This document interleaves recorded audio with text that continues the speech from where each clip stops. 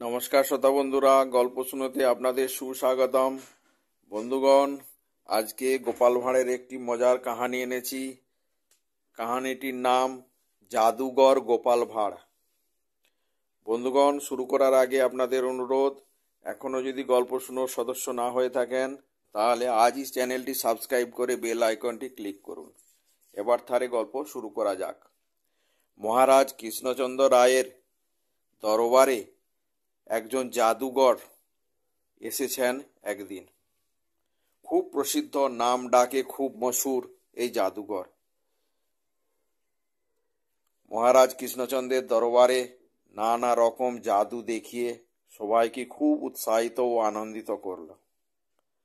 মহারাজ তাকে পুরস্কারও দিলেন, কিন্তু জাদুঘর যাবার আগে একটি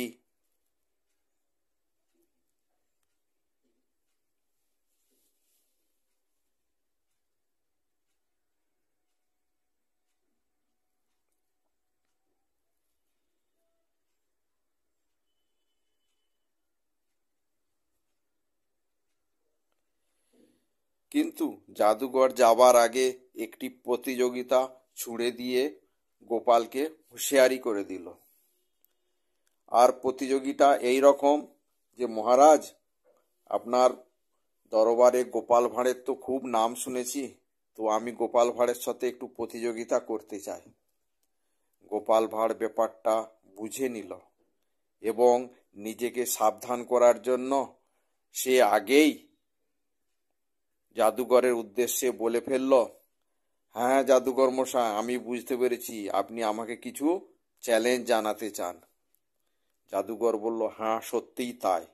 তখন গোপাল ভাঁড় আগেই বলে ফেলল, ঠিক আছে, আজকে আমি এই দরবারের সামনে একটি কাজ করব চোখ বুজে। আপনি সেটা চোখ খুলে করে দেখান।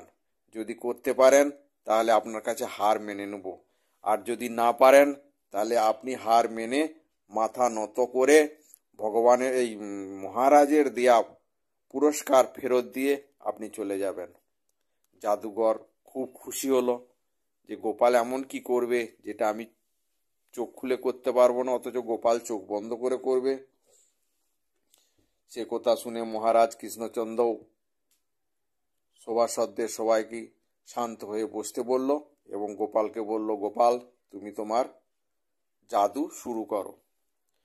তখন গোপাল চুপকেসে একজন কর্মচারীকে কিছু জিনিস আনতে বলল, কিন্তু কি জিনিস সেটা কেউই জানতো না। আনার পর দেখা গেল তার মধ্যে আছে লঙ্কার পাউডার, অর্থাৎ মির্চি পাউডার। সেটা দেখেই সবাই একটু অবাক হয়ে গেল। জাদুঘরও খুব অবাক চকিত হয়ে গেল, কিন্তু বুঝতে পারলো না ব্যাপারটা কি হবে। তখন গোপাল ভাঁড় আবার বলল, ঠিক আছে জাদুঘর মশাই, আমি তাহলে চোখ বন্ধ করে এই লঙ্কা গুঁড়োটা আমার দুই চোখের উপরে দিচ্ছি। এই কাজটাই আপনি চোখ খুলে করে দেখান। এই কথা বলে গোপাল দুই চোখ বন্ধ করে দুই চোখের উপর লাল গুঁড়ো পাউডার ছড়িয়ে দিল। আর কিছুক্ষণ পরে গিয়ে জল দিয়ে সব পরিষ্কার করে নিল। দেওয়ার পর যখন জাদুঘর মশাইয়ের নম্বর এলো চোখ খুলে চোখের উপরে লঙ্কা পাউডার দেওয়ার, তখন কিন্তু জাদুঘর মশাই আর পারলেন না।